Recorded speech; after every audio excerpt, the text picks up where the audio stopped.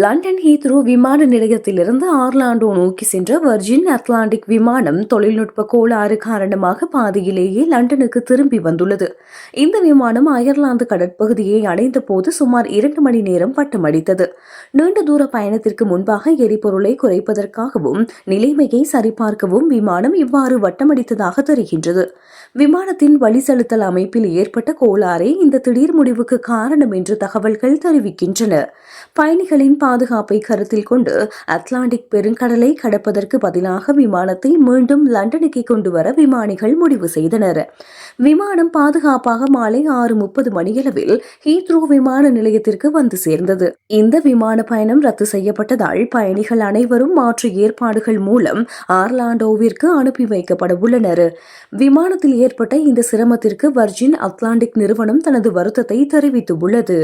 பயணிகளின் பாதுகாப்பை தங்கள் முதல் முன்னுரிமை என்றும் இதுபோன்ற தொழில்நுட்ப சிக்கல்கள் ஏற்படும் போது பாதுகாப்பான முடிவை எடுப்பதே சிறந்தது என்றும் நிறுவனம் விளக்கம் அளித்துள்ளது. சுமார் 5 மணி நேர பயணத்திற்கு பிறகு மீண்டும் புறப்பட்ட இடத்திற்கே திரும்பியதால் பயணிகள் மிகுந்த சோர்வடைந்தனர். இருப்பினும் யாருக்கும் எந்தவிதமான பாதிப்பும் ஏற்படாமல் விமானம் பாதுகாப்பாக தரையிறங்கியது குறிப்பிடத்தக்கது.